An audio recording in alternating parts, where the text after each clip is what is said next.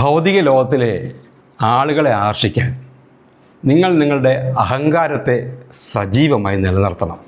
ദൈവികതയെ ആകർഷിക്കണമെങ്കിലോ നിങ്ങൾ നിങ്ങളുടെ അഹങ്കാരത്തെ ഇല്ലാതാക്കേണ്ടതുണ്ട്. ആളുകളെ ആകർഷിക്കാനും അവരുടെയൊക്കെ മുന്നിൽ വലിയ ആളാകാനും ഒക്കെ ആയിട്ട് മനുഷ്യൻ എന്തെല്ലാം വേഷം കെട്ടുകളാണ് ചെയ്തുകൊണ്ടിരിക്കുന്നത്. എങ്ങനെയെങ്കിലുമൊക്കെ ആൾക്കാരുടെ ശ്രദ്ധയിൽ പിടിച്ചു പറ്റിയാൽ മതി എന്നാണ് ആളുടെ വിചാരം. അത് ഓരോരുത്തരുടെ നിലവാരം അനുസരിച്ചാണ് ആ പദ്ധതി തിരഞ്ഞെടുക്കുന്നത്. ഇന്നത്തെ സമൂഹ മാധ്യമങ്ങളിൽ കൂടി കടന്നു പോയാൽ മതി, നമുക്കത് വളരെ ക്ലിയറായിട്ട് നമുക്ക് വളരെ വ്യക്തമാവും. രാഷ്ട്രീയവും സാമൂഹികവും മതപരവുമായ മേഖലകളുടെ നേതൃത്വമാണ് എല്ലാ കാലത്തും ജനങ്ങളെ ആകർഷിക്കാനായി ആളുകൾ കൂടുതലും തിരഞ്ഞെടുത്തുകൊണ്ടിരിക്കുന്നത്.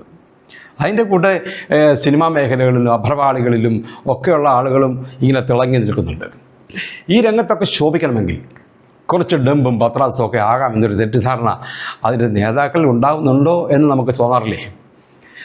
അതിനു പുറമെ കുറച്ച് അഹങ്കാരവും പെരുമാറ്റത്തിൽ വന്നു ചേർന്ന മറ്റൊന്നും പറയാനില്ല. ജനങ്ങൾ അറിഞ്ഞോ അറിയാതെയോ നിങ്ങളുടെ ധാർഷ്ട്യത്തിന് കീഴിൽ അടിമകളാകും.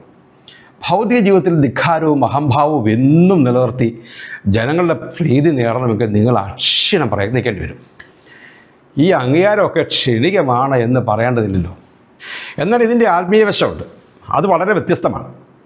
ആത്മീയമായ ഔന്നത്യം പ്രാപിക്കണമെങ്കിൽ ഈ ധിക്കാരവും ധാർഷ്ട്യവും അഹംഭാവവും കൊണ്ട് ഒരു കാര്യമില്ല.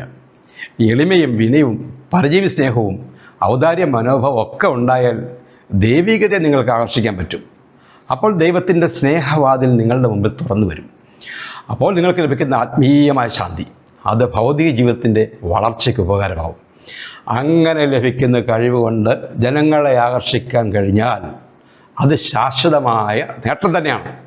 സ്വയം അഹങ്കരിച്ചും മറ്റുള്ളവരെ ഭയപ്പെടുത്തിയും സ്ഥാനമാനങ്ങൾ നേടിയെടുക്കാം എന്ന് തോന്നുന്നുണ്ടെങ്കിൽ അത് തികച്ചും മൗഢ്യമാണ് എന്ന് ഓർക്കുക.